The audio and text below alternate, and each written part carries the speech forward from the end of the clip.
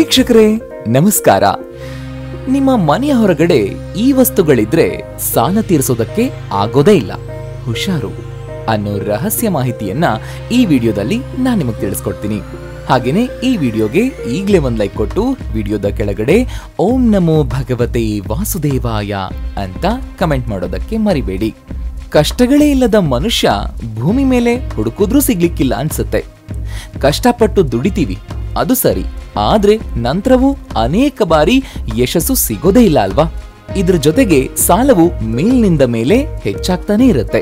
ಮನೇಲಿ ಹಣದ ಕೊರತೆ, ಪೂರ್ಣವಾಗದ ಕೆಲಸ, ಮಕ್ಕಳ ಮದುವೆ ವಿಳಂಬ, ಕುಟುಂಬದಲ್ಲಿ ಹೆಚ್ಚಾಗ್ತಾ ಇರೋ ಹಣದ ಖರ್ಚು, ಈ ಎಲ್ಲಾ ಸಮಸ್ಯೆಗಳಿಗೆ ಕಾರಣ ಏನು ಅಂತ ಸುಮಾರು ಜನ ಪರಿಹಾರಕ್ಕಾಗಿ ಹುಡುಕ್ತಾನೆ ಇರ್ತಾರೆ. ಚಿಂತೆ ಬೇಡ, ನಿಮಗೂ ಈ ಸಮಸ್ಯೆಗಳಿದ್ರೆ ಇದು ನಿಮಗೆ ಪರ್ಫೆಕ್ಟ್ ವಿಡಿಯೋ. ಹಾಗಾಗಿ ಈ ವಿಡಿಯೋನ ಸ್ವಲ್ಪನೂ ಸ್ಕಿಪ್ ಮಾಡದೆ ಪೂರ್ತಿಯಾಗಿ ನೋಡಿ. ವಾಸ್ತುಶಾಸ್ತ್ರದ ಪ್ರಕಾರ ನೀವು ಎಲ್ಲಿ ವಾಸಿಸ್ತೀರಿ ಅನ್ನೋದು ನಿಮ್ಮ ವರ್ತಮಾನ ಮತ್ತು ಭವಿಷ್ಯವನ್ನ ನಿರ್ಧರಿಸುತ್ತೆ. ಜಂಜಾಟದಿಂದ ತುಂಬಿರುವ ಜೀವನದಲ್ಲಿ ಬಹಳಷ್ಟು ಮುಖ್ಯ ಅಂತ ಪರಿಗಣಿಸಲಾದ ಕೆಲವು ವಿಷಯಗಳನ್ನ ನಾವು ನಿರ್ಲಕ್ಷಿಸ್ತೀವಿ.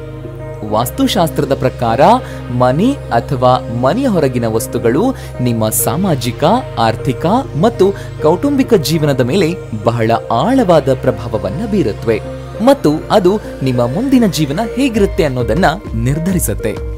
ಮುಖ್ಯದ್ವಾರದ ಮುಂದೆ ಕೆಲವು ವಸ್ತುಗಳನ್ನ ಇಡೋದು ಕೆಟ್ಟದ್ದು ಅಂತ ಪರಿಗಣಿಸಲಾಗುತ್ತೆ ಮತ್ತು ಇದು ವಾಸ್ತುದೋಷವನ್ನ ಹೆಚ್ಚಿಸುತ್ತೆ.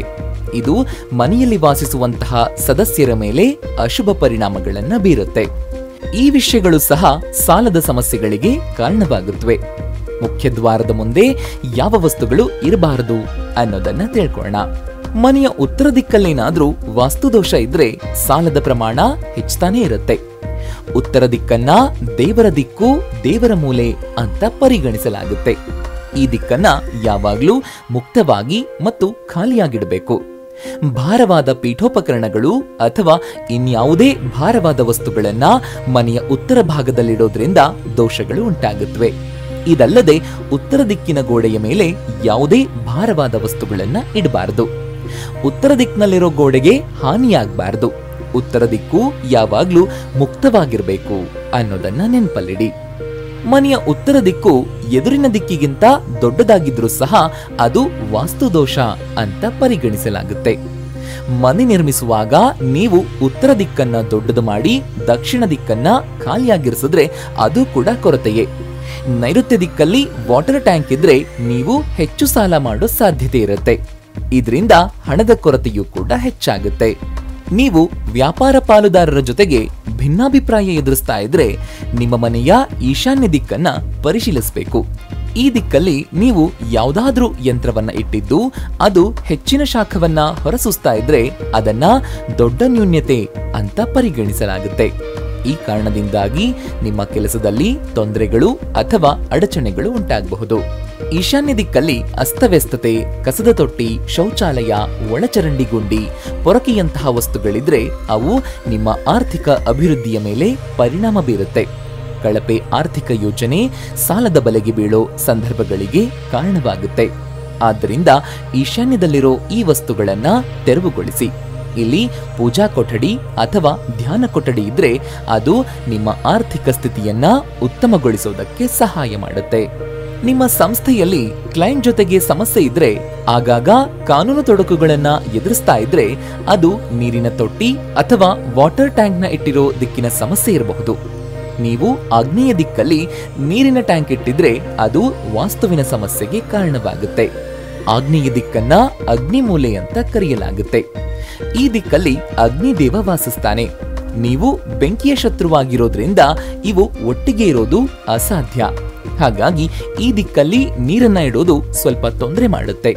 ಈ ರೀತಿ ಇದ್ರೆ ಹಿಂದೆ ಅದನ್ನ ಸರಿಪಡಿಸಿಕೊಂಡು ನೆಮ್ಮದಿ ಕಾಣಬಹುದು.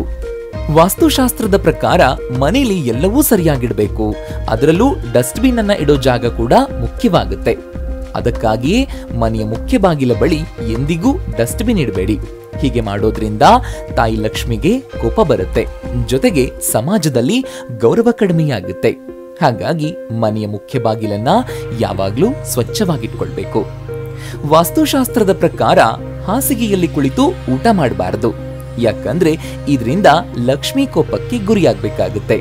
ಅಲ್ಲದೆ ಇದು ಸಂತೋಷ ಮತ್ತು ಸಮೃದ್ಧಿಯಲ್ಲಿ ಅನೇಕ ಅಡೆತಡೆಗಳನ್ನು ಉಂಟು ಮಾಡುತ್ತೆ. ವಾಸ್ತುಶಾಸ್ತ್ರದ ಪ್ರಕಾರ ಹಾಲು, ಮೊಸರು, ಉಪ್ಪು ಇತ್ಯಾದಿಗಳನ್ನ ಸಂಜೆ ದಾನ ಮಾಡಬಾರದು. ಹೀಗೆ ಮಾಡೋದ್ರಿಂದ ಆರ್ಥಿಕ ಸ್ಥಿತಿಯ ಮೇಲೆ ಕೆಟ್ಟ ಪರಿಣಾಮ ಬೀರುತ್ತೆ. ಬಾತ್ರೂಮ್ನಲ್ಲಿ ಖಾಲಿ ಬಕೆಟ್, ಟಬ್ ಇತ್ಯಾದಿಗಳನ್ನ ಇಡಬೇಡಿ. ಬಾತ್ರೂಮ್ನಲ್ಲಿ ಯಾವಾಗ್ಲೂ ಕನಿಷ್ಠ 1 ಬಕೆಟ್ ನೀರು ತುಂಬಿರಬೇಕು.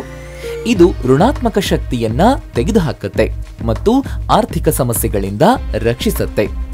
ಮನೆಯ ಮೇನ್ ಗೇಟ್ ಮುಂದೆ ಕೆಲವು ವಸ್ತುಗಳನ್ನ ಹೊಂದಿರೋದು ಕೆಟ್ಟದ್ದು ಅಂತ ಪರಿಗಣಿಸಲಾಗುತ್ತೆ.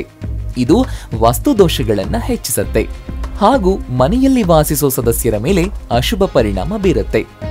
ಇವು ಸಾಲದ ಸಮಸ್ಯೆಗಳನ್ನು ಕೂಡ ಸೃಷ್ಟಿಸುತ್ತೆ. ಹಾಗಾದ್ರೆ ಮೇನ್ ಗೇಟ್ ಮುಂದೆ ಯಾವ ವಸ್ತುಗಳು ಇರಬಾರದು ಅಂತ ನೋಡೋಣ. ವಾಸ್ತುಶಾಸ್ತ್ರದ ಪ್ರಕಾರ ಮನೆಯ ಹೊರಗಡೆ ಕಸ ಇರಬಾರದು. ಮುಖ್ಯ ದ್ವಾರದ ಹೊರಗಿರೋ ಕೊಳೆ ಮನೆಯ ಸದಸ್ಯರ ಮೇಲೆ ನಕಾರಾತ್ಮಕ ಪರಿಣಾಮ ಬೀರುತ್ತೆ. ಹಾಗೆಯೇ ಹಣಕ್ಕೆ ಸಂಬಂಧಿಸಿದ ಸಮಸ್ಯೆಗಳನ್ನು ಕೂಡ ಎದುರಿಸಬೇಕಾಗುತ್ತೆ. ವಾಸ್ತು ಪ್ರಕಾರ ಕಸದ ಉಪಸ್ಥಿತಿಯನ್ನ ಶೋಕದ ಅಂಶ ಅಂತ ಪರಿಗಣಿಸಲಾಗುತ್ತೆ. ಆದ್ರಿಂದ ಮೇನ್ ಗೇಟ್ನಿಂದ ಈ ವಸ್ತುಗಳನ್ನ ಸ್ವಚ್ಛಗೊಳಿಸಿ. ಮೇನ್ ಗೇಟ್ ಮುಂದೆ ಯಾವುದೇ ನೇರ ಮಾರ್ಗ ಇರಬಾರದು ಅನ್ನೋದನ್ನ ನೆನಪಲ್ಲಿಡಿ. ಇದನ್ನ ರೋಡ್ ಹೆಡ್ ಅಂತಾನು ಕರೆಯಲಾಗುತ್ತೆ. ಅನೇಕ ಮನೆಗಳಲ್ಲಿ ಬೀದಿಯು ಮನೆಯ ಮುಂದೆ ಕೊನೆಗೊಳ್ಳುತ್ತೆ.